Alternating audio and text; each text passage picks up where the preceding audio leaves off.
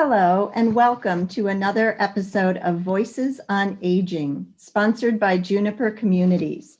My name is Janice Whitaker, and I am the Administrator and Community Liaison for the Center of Geriatric Nursing Excellence at Penn State College of Nursing.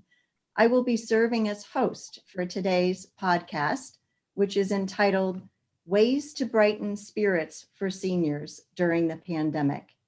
Our two special guests are Diane Byrne, Vice President of Program Development, Training, and Operational Oversight for Juniper Communities, and Kelsey Bisson, Licensed Clinical Social Worker specializing in treating older adults at Balance and Thrive, Mental Health Counseling and Psychoeducation Center. Kelsey, we are hearing a great deal about the public health risks of social isolation and loneliness, which has, of course, increased with the COVID-19 pandemic. Holidays and special events, and even day-to-day visitation, which usually provide a lot of joy and connection between residents, family members, and friends, has greatly been diminished because of social distancing. Does this pose an even greater health risk for seniors? First, thank you for having me. And yes, it absolutely does. There's been robust evidence that social isolation and loneliness significantly increase health risks, and conversely, that social connection reduces those risks. The CDC recently published an article outlining a study from the National Academies of Sciences, Engineering, and Medicine. The study shows that social isolation and loneliness increases the risk of premature death from all causes. The study also showed that isolation and loneliness are associated with a 50% increase in dementia, 29% increased risk of heart disease, and 32% increased risk of stroke. The holiday season and special occasions are generally thought of as a time of joy and love. The CDC also reports that loneliness actually increases during the holidays. With current social distancing measures and the risk of infection from traveling, seniors are especially vulnerable to the health risks of social isolation and loneliness. So what other factors can potentially trigger loneliness and social isolation? Well, the holiday season has always been difficult or triggering for people. I think especially for seniors. People feel that they're expected to be happy and celebratory, but they're frequently reminded of loved ones that they've lost, or they just feel that they can't keep up with the expectations of the holiday. Even before the pandemic, a 2019 National Loneliness Survey reveals that living alone or not living near family increased the likelihood of mental and physical health problems. But in contrast, it also showed that good social support, meaningful daily interactions, being partnered, and low social anxiety are strong protective factors against loneliness. Factors that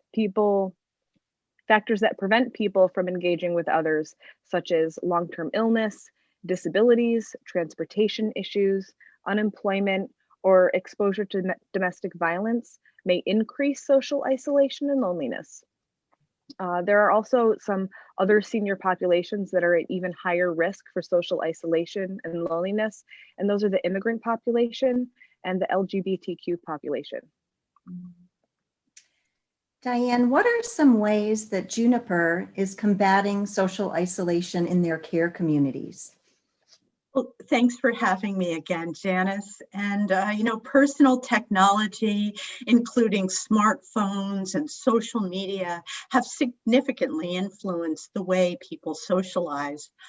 Juniper has effectively embraced digital tools such as our virtual connections portal, slvirtual.com, that has an abundance of resources for residents, activity directors, and caregivers to help reduce the serious effects of social isolation and brighten lives while honoring social distancing policies.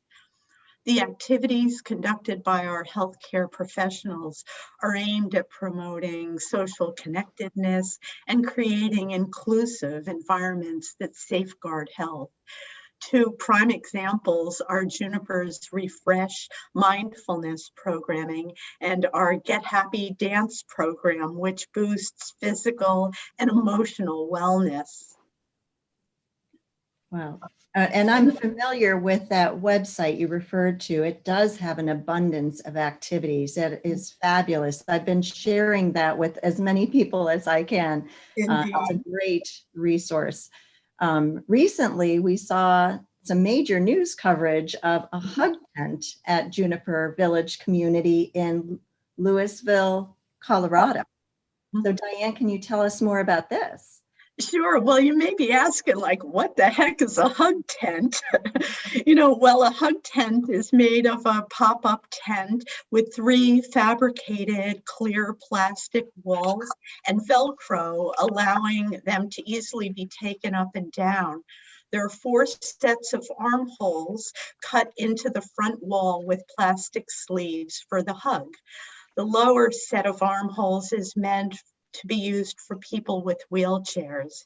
The tent can be disinfected quickly and is able to be transported easily.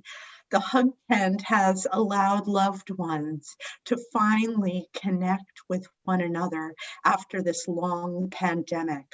And the hug tent has allowed for family members to connect heart to heart and soul to soul and hug to hug.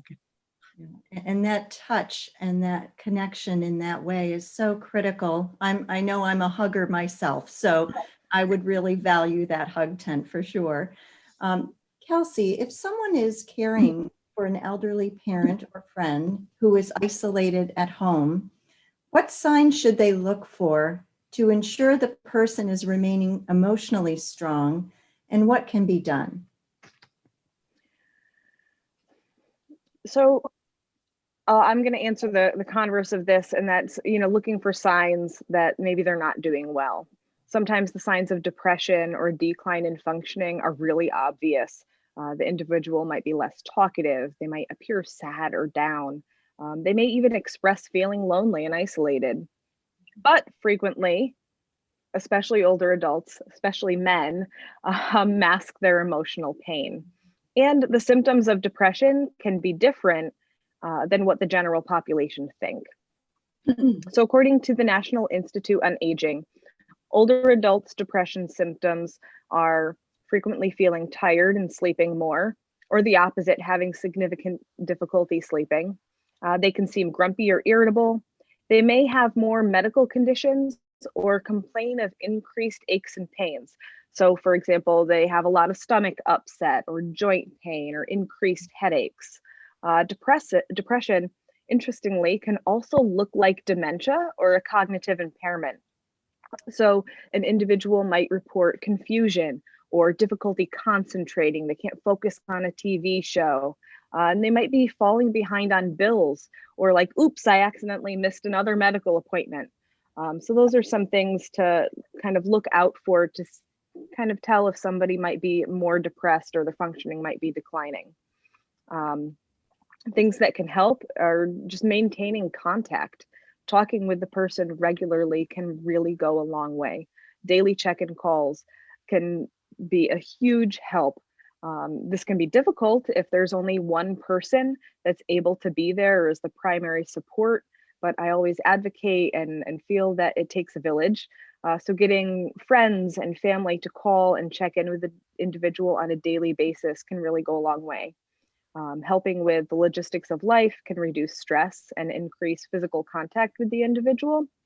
And another thing that people really appreciate is getting something in the mail, something concrete that they can hold on to. So sending care packages or even just a handwritten card or a photo to hang up on the wall can really be uplifting. Yeah, those are fabulous ideas. And I know in this area in central Pennsylvania, it was just Valentine's Day, and many of the school children wrote Valentines for the older adults living in care communities.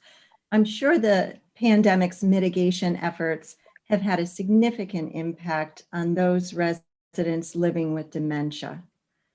Diane, can you tell us how Juniper has been handling these special challenges? Juniper's approach to promoting the health and well-being of our residents living with dementia is our emphasis on person-centered care and activities.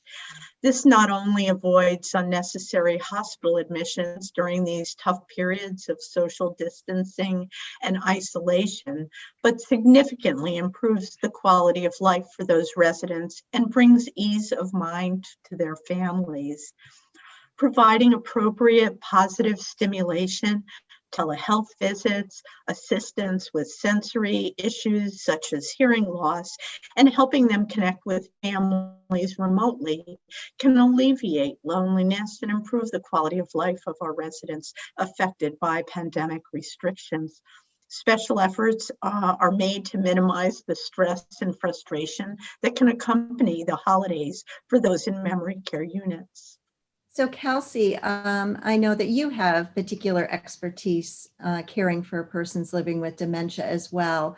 So, please share your insights with us.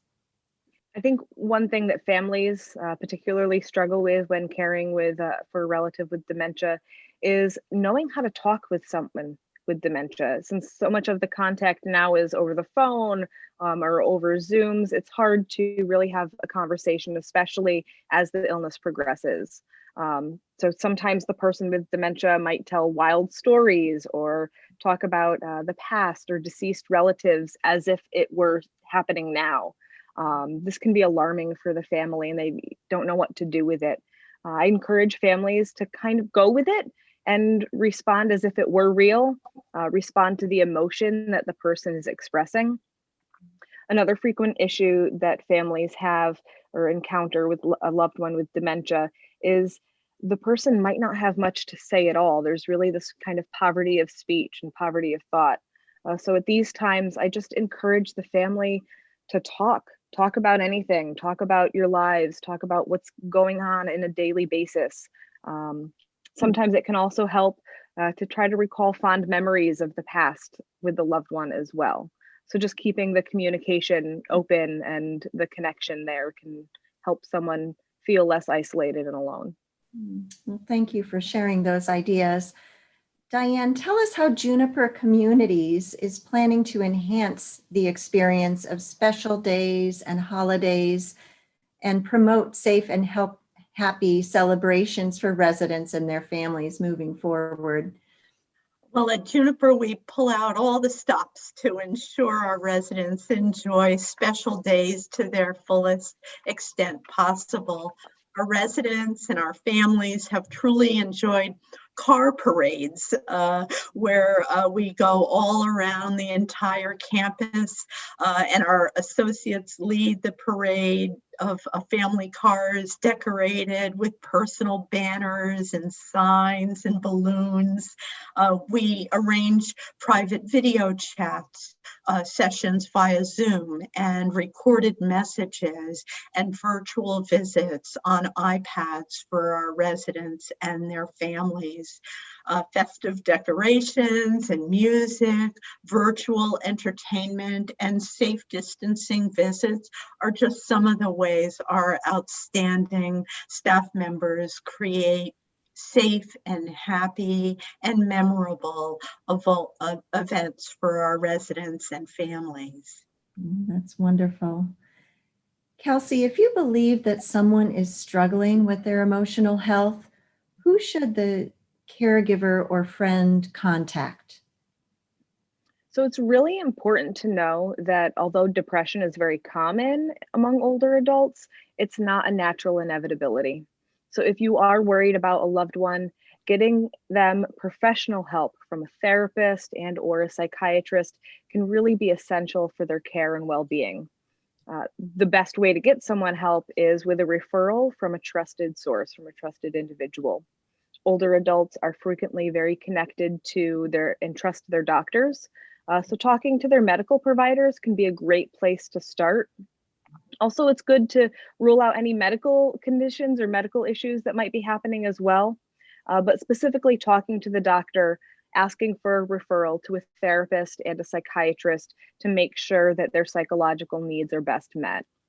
If the individual is living in a community like Juniper Village, talking to the staff or other families to get recommendations for treatment providers is another great idea. Therapists like myself at Balance and Thrive can connect you to resources and really engage in meaningful discussions with your loved one to help them process their feelings about the current situation. Well, thank you for sharing that. Diane, could you provide some closing remarks for us regarding the benefits for an older adult living in a care community and where they would be cared for and not alone? Sure. You know, the benefits of living within a senior living community are many. Certainly, senior living provides a supportive environment for seniors that ensures Maslow's basic needs are met, food, shelter, safety. In addition, and more importantly, senior living provides a vibrant social environment that fosters and encourages the individual to rise to a higher level of social decorum. And this provides a sense of belongingness, purpose, and accomplishment, offering opportunities to stimulate body, mind, and spirit. Thank you to both of you, Kelsey and Diane, for this informative session. Appreciate all your efforts every day. Continue to do the important work that you're doing. Thank you so much for sharing your insights with us today. Thank you for having us. It was a pleasure. Thank you.